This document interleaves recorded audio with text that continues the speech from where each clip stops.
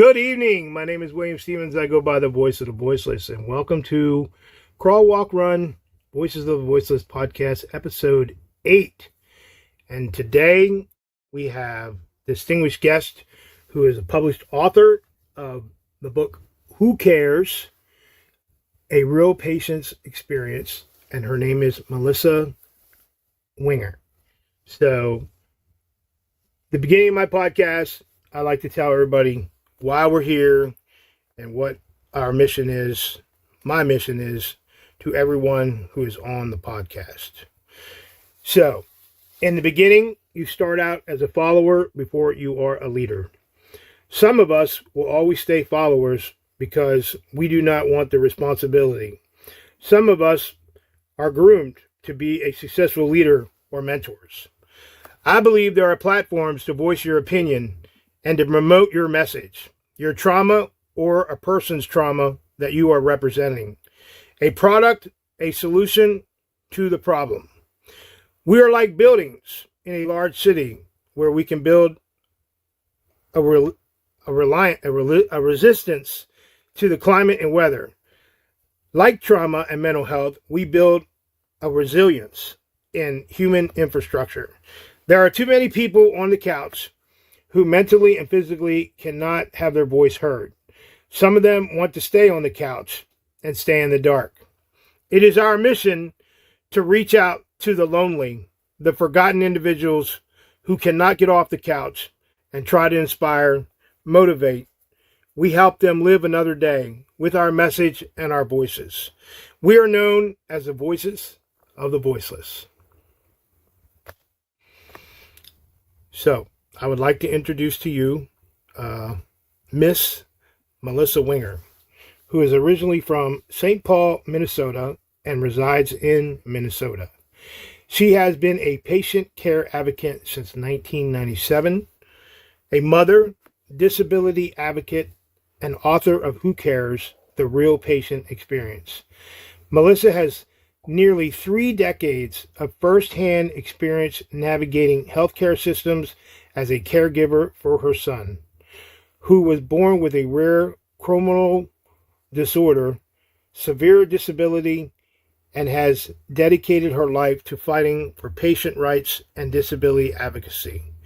Melissa holds an associate's degree in medical administration assistance from the Minnesota School of Business and is a certified professional in healthcare quality, CPHQ, and certified patient experience professional, CPXP.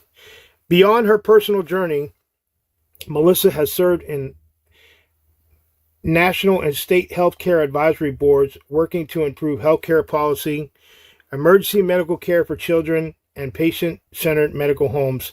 She is recognized as a voice patient for advocacy, speaking at national healthcare conferences and contributing with incentives of focusing and improving patients' experience. Through her book, Who Cares?, Melissa sheds the light on the challenges of patient caregiving faces within the healthcare system. She uses her personal experience and professional expertise to push the reform, accountability, and compassionate care. It is with great honor that I introduce to you Miss Melissa Winger, a dedicated disability and patient right advocate. Thank you so much. That was quite the intro. Thank you. That's an honor to be on your show. Thank you. So I would like to ask you, for being on my show, what do you think Crawl, Walk, Run means to you? Yeah, I have thought quite a bit about this because I come at it from, and this is where I'm going to focus, is what I call extreme caregiving. This is taking care of somebody who is reliant on you for everything. If you think about an infant, how they're reliant on you for everything, and that infant sort of never grows up. So it's 24-hour caregiving around the clock and not being so hard on yourself. So I think starting out in small pieces makes your getting through your day easier. Maybe I didn't accomplish everything today, but I accomplished a little bit, and that's okay. So it is not focusing on the big things, because then you'll end up disappointed and saying, well, I didn't accomplish this. If you accomplish one little thing, and just like in your mission statement, maybe it is that you got out of bed. Maybe it is that you got out of your pajamas, which is actually kind of hard to do. A lot of people work from home, and it's just that next step. Well, maybe I'll go for a walk today. And it's these slow, like baby steps that will get you there. And then to be proud of every single one of those moments. And when it comes to extreme caregiving, is how I'll call it, um, that it's just that simple to enjoy the person you're with. Yeah, you're caring for them. Yeah, you're caring for every part of their needs and their medications and all of that. But if I could go back in time, I would tell myself, enjoy just being with my child. And I didn't do that. I looked at it as a full-time job. I didn't just enjoy him. I didn't focus on those little things.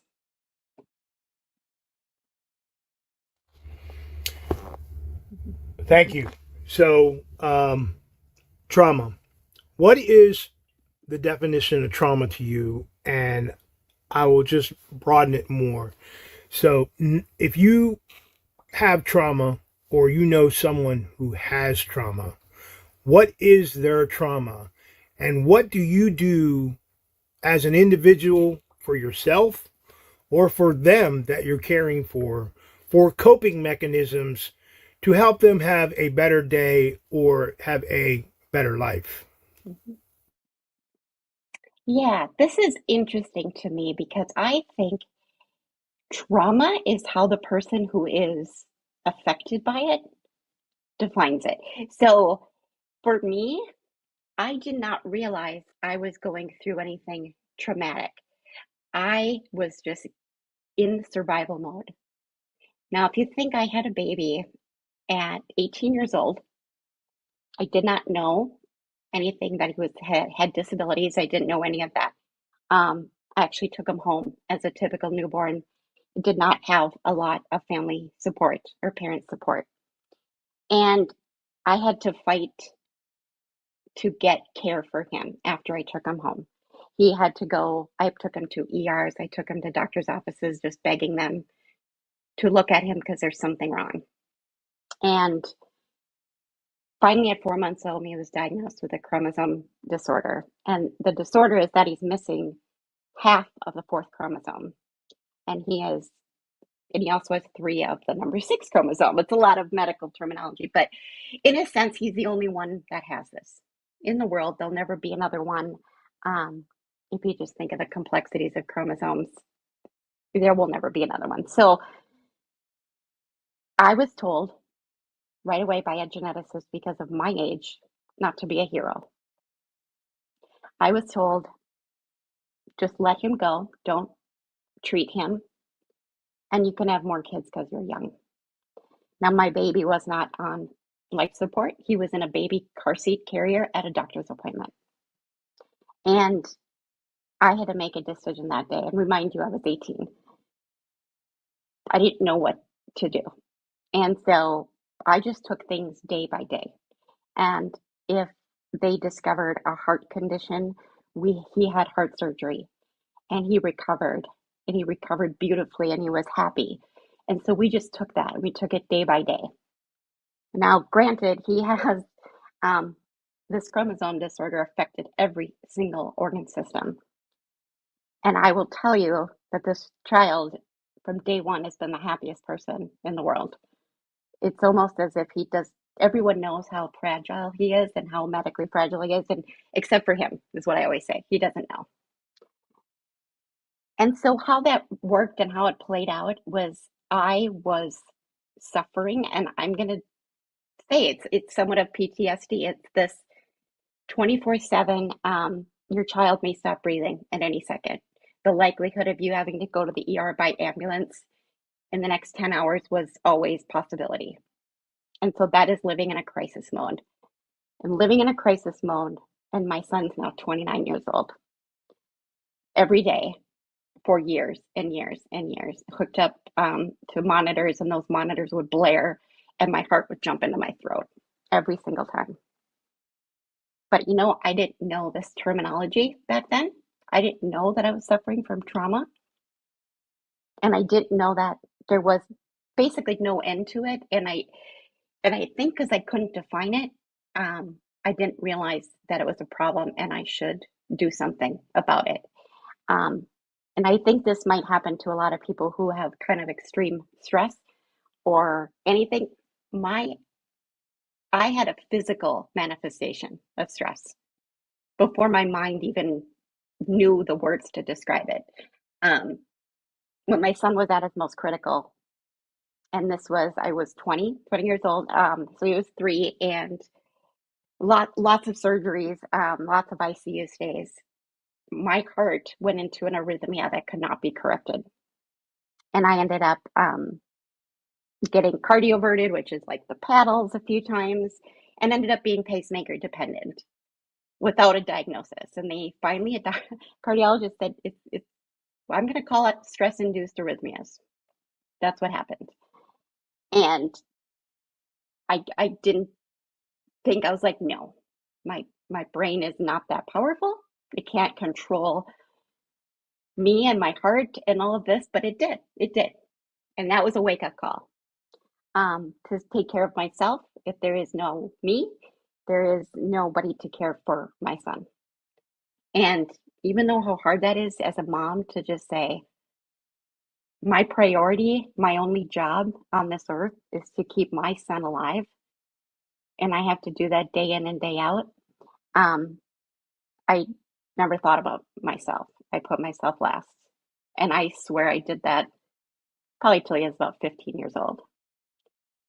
And that is what I consider to be trauma, even though I could not define it back then. And I would Wow, say, oh, oh, I'm go ahead. sorry. Go ahead. I'm speechless. Wow, Mm-hmm. I'm speechless. You can continue. I'm sorry. I thought you were done, but I'm sorry. I am actually, yes. No, please. Please. So I think I know what you did for your coping mechanism because I'm about to show it here. Uh, you wrote this amazing book, okay? And the rest of the platform belongs to you. I'm silent, and I want to hear what you have to say about the healthcare system. I think everybody wants to. So the floor is yours. Thank you. Thank you. I had to write this simply because I wanted to read it and it didn't exist. I probably own every single healthcare reform or just a how to healthcare navigation for dummies, those types of books. I think have every one of them and I read every one of them. Now they're great books. Don't get me wrong, they're great books, but they are written by physicians, economists, politicians, and I wanted to hear from somebody who is living it every single day. And I took the book and I sorted it into chapters based on the healthcare system. So, for example, let's take patient safety. And I share our stories and our horrible experiences with some of the worst patient safety errors that my son had to go through. And then I take the other half of the chapter and I researched far and wide about why this happens in our medical system, about who's accountable, who's responsible, all of the things that are in place, all these safety net policies, whatnot. And unfortunately, just for that topic alone, is we haven't done better. We haven't done better in terms of patient safety. And we don't necessarily talk about it. And I still don't know why. And I want to say, for my instance, my son required such specialized care that I'm not going to, because people were just like, why don't you sue? For example, my son had a kidney surgery and he came out with an epidural, and that's just a spinal where everything below his waist was supposed to be numb. So he comes out of this surgery, and um, and he was only a year old. Well, that I just kept noticing that he kept wiggling his little feet and legs. And I said, is he supposed to be able to do that? And nobody really checked for a while until somebody rolled him over to change the bedding and realized that that epidural had been out for quite some time. My son was out without any pain medication after a severe kidney surgery. And that's just one example. Um, and that was just a horrible stay in general. He got another drainage tube placed in his kidney, and then when a nurse went to move him, it got caught on her watch and pulled it right out of his kidneys. And those things, right, human error, or whatever you want to call it, my son had to suffer. People were like, why don't you sue? Why? I don't want to. My son's got to come here next month for another surgery. And I didn't want to sue because I just wanted a fix. I wanted to know, what do we got to do? I will work with you. I will work with this hospital to make sure stuff, this never happens to another child, to another patient ever again. I want to work with you. So that's kind of where my advocacy journey began. Instead of having this one-to-one argument or fight or lawsuit, I I just said I need to work with you to make sure this doesn't happen again. And they were willing to, which was always surprising because I was 19 years old and they decided to bring me on as a patient advocate. And I was like, really? Who wants to hear from a 19-year-old? So, and good things happened from that. But there is no outlet for patients. You are one person up against a giant system. There are relatively little outlets for you to express your concerns or complaints or anything that you want to. There are very little outlets for the patient. And that's unfortunate in my experience. And so this is kind of what the book is. So I talk about patient safety. And then the next, we'll talk about, because remember, I went from early giving birth as a teen mom, and what that was like all the way through to my son's 29 and he was placed in he's in a group home now. When he was 22, moved to a group home. And so I talk all the way through to long-term care and what that looks like. And that's scary. Talk about trauma. And it hasn't been any different. You can ask anybody if they have if I'm going to put my parents in a nursing home or I'm going to put a loved one in any type of a care facility, there's always kind of a cringe. And I was always like, why? Why is that? And then to talk about the voiceless, I think that is why. If you want to know my personal opinion, I think care has not improved in that setting because the people that are in those settings tend to be voiceless. They can't or struggle to advocate for themselves. And I will tell you that that just makes me angry because they shouldn't have to. I always talk about advocacy and then I think, why? Why should I have to advocate myself? I'm at my weakest point. I'm the sickest I've ever been. I can't even function. And now I have to advocate against this big giant system.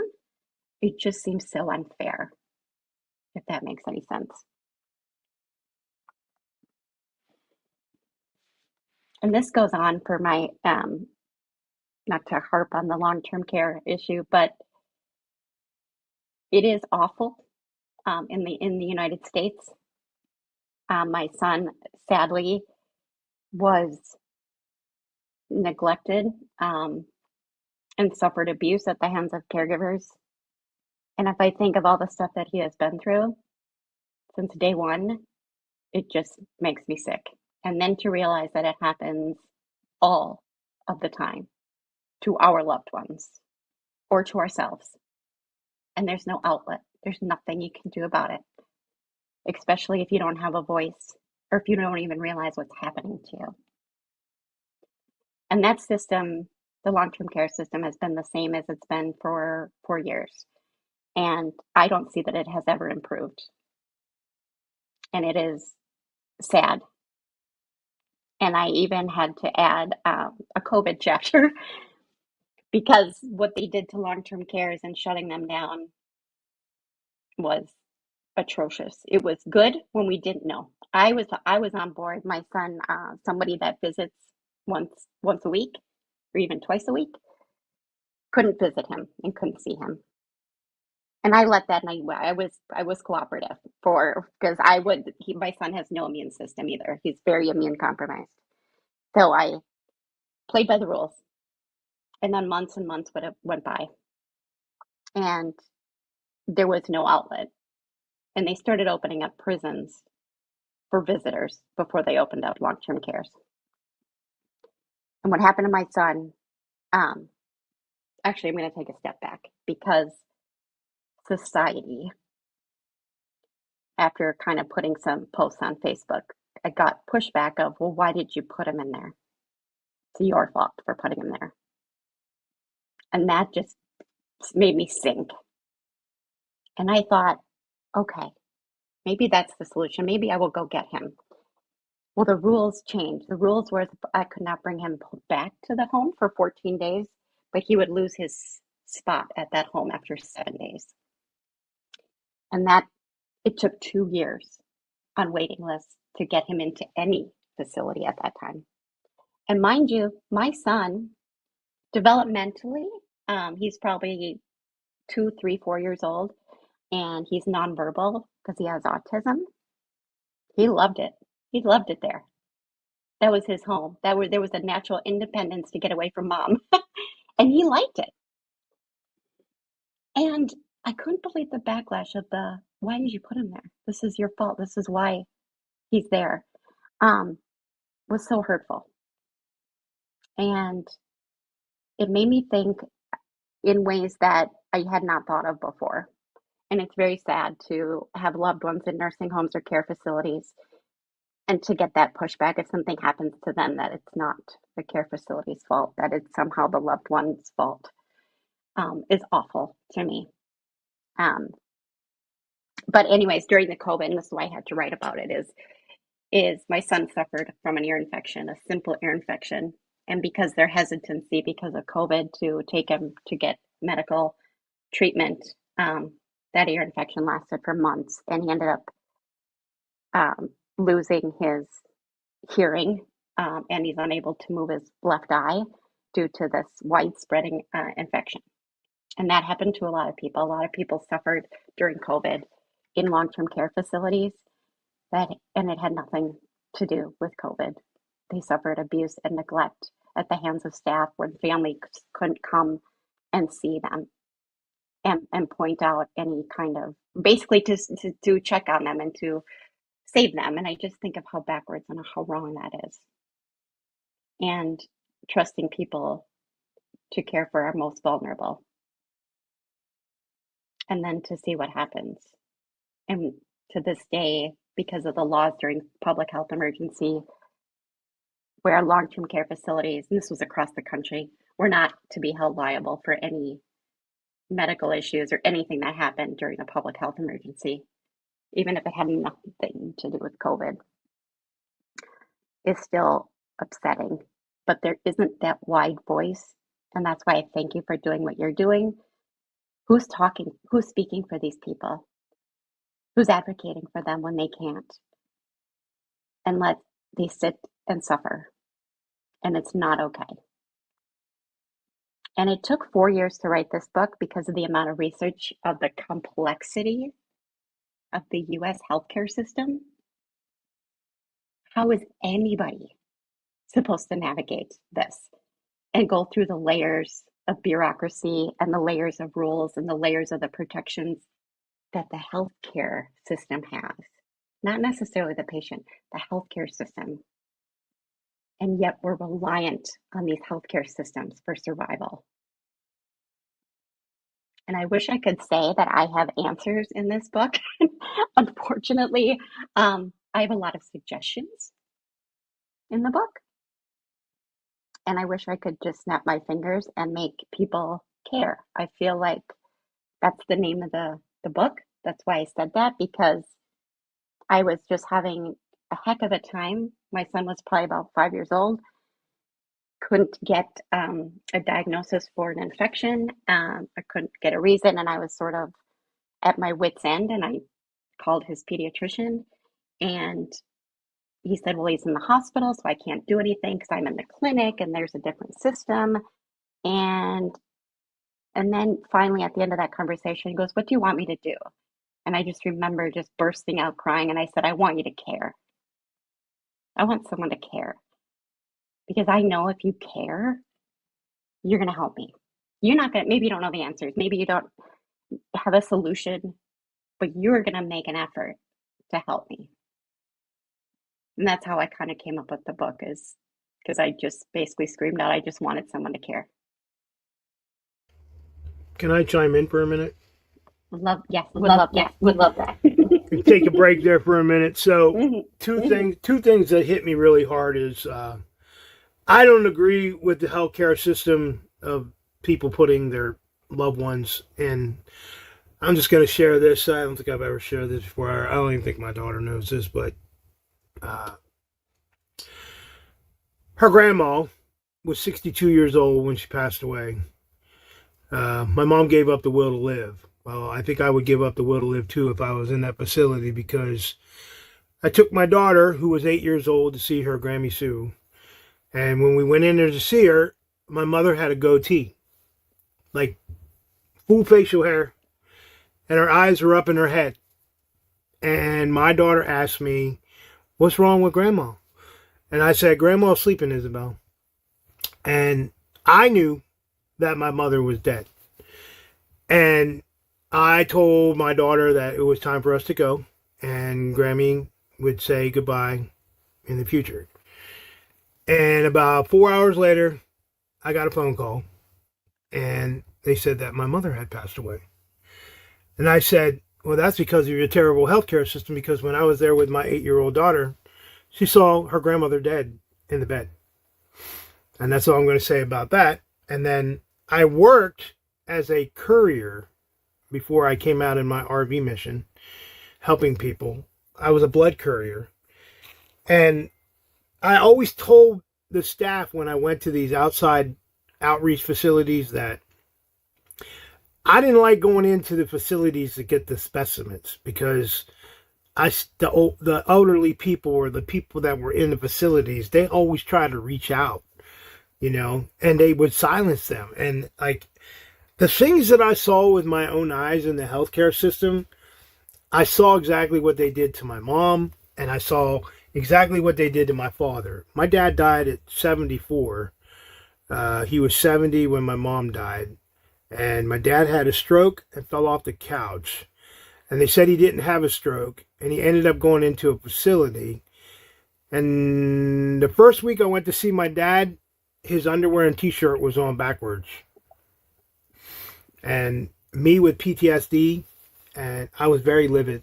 I was livid. And then when my father passed away, the nurse on call called me. Not the director or anything. The nurse on call called me at 2 in the morning and said, your father died of a heart attack. And I'm like, my dad doesn't have a bad heart. What's going on there? And then the coroner finally told me that my father died of high blood pressure. Well, I found out that they weren't giving him his blood pressure medicine. So, long story short, if you have someone in these facilities, you need to make sure that you monitor their medications, and you monitor and you make sure that staff knows that you mean business. Because I was like a guard. I would guard my dad's room, because I knew that weekend when I went in there to see my dad in the cafeteria, that was the last day I was ever going to see my father. So, and I don't agree with the healthcare system. And you are telling an amazing story, so I'm going to let you get back at it. We're going to go over a little bit since I chimed in. Usually I don't chime in, but I had to, because like I'm like stunned. I'm stunned. Like I can't even imagine you're going through that. I mean, I know people are suffering, but good God. But I wanted to ask you one last thing. When did you start writing your manuscript? And then I'm going to keep my mouth shut. Yeah. Okay. It took me 4 years to write it. And I had to write it because I wanted it from the patient perspective. I wanted this, am I alone? Like, seriously, is there anybody, do we just have horrific bad luck? But it took 4 years because it was hard to write. it was had to recall all those patient safety errors and the pain my son went through that he should have never went through. And I'm going to say it, it's guilt. I have horrible guilt of I am his mother and I have one job to do, and that is to protect my son. And the guilt that I felt, and this is probably related to some trauma of caregiving, is I didn't help him, and I should have. And people would say, well, how would you have known? Da, da, da. But it's like, no, I'm his mother. This is my job. And I actually, what helped me, and it was the greatest 10 minutes of my life, and it lifted everything off my shoulders, was seeing like a spiritual healer. It was she was actually a medium, and I didn't really believe in that stuff, but I thought, well, give it a shot.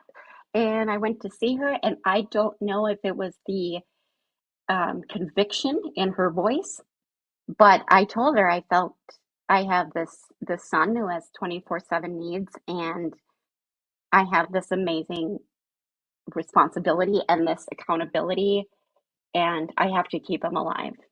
And that's my goal. And I felt guilty putting him in a group home or putting him in the care of somebody else, even for a little bit, in order to get some sleep or anything. And she just said to me, you have to stop that because your son isn't attached to you. His life is separate from yours. He has a destination and a purpose to fulfill. And one thing I have to end on this, because my son is the funniest, cutest little thing you've ever seen. Even though he's 29, I'm going to call him a baby. But this child gets up every morning, puts on a costume, and he probably has 4 outfit changes a day. He's either a clown, he's in a business suit, he's a sheriff at night. He has the best quality of life. And she said he has to do that away from you. He can't inspire people. He can't have an impact on people. He can't have his education to people is to show compassion. And he can't do that if he's stuck at home with you. And that lifted 20 years of guilt off my shoulders.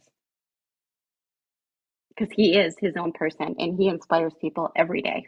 And I had to write that book about him, and I had to put in the very beginning, and I swear I cannot write this as a dedication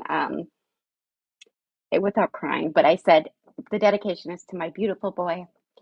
For all you have gone through, I am sorry, as you deserve better, and your life will always be a catalyst for change for all patients. Love, Mom.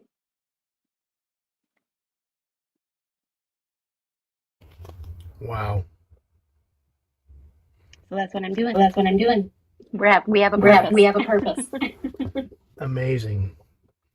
We're going to help those. So- We're going to help those people in these long-term care facilities and say no. You don't are have to accept this. you are truly a voice of the voiceless, I'll tell you. I had to think hard and long when I did my trademark logo and said that I'm 1821 voice of the voiceless. And now my podcast is Crawl, Walk, Run, because you start out as nothing and become something, which actually you have. And it sounds like that your son is coming along a little bit. I mean, like he dresses up in different outfits and stuff. And so now is he still brittle? He is so fragile. He is in liver failure. He has a bleeding disorder, brain aneurysms. He doesn't care. He lives every single day and has so much fun. He's singing along to Sesame Street and Barney, and that's how he has always been. It's like he's the only one that doesn't know he's sick. Remarkable story. Mm-hmm. So, I always say at the end of my podcast, it has been a pleasure for having you on the platform. And I hope that this time that I have given you, you share this with whoever, all these people that you're fighting for, patient advocacy. At the end of my podcast, I always say mental health, trauma is like a life sentence without parole. There is no cure. And I've seen people come out and say with patches, they put patches on and they go to exorcism. I've seen people say exorcism, but I've seen people say all kinds of stuff. But you know what? Mind, body, and soul, the demons will always be inside. And if you have a physical disability, you will always have that disability.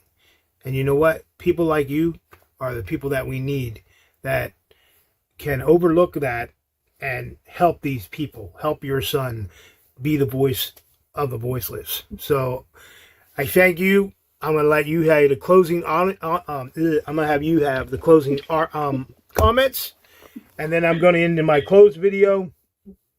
There are 22 veterans a day.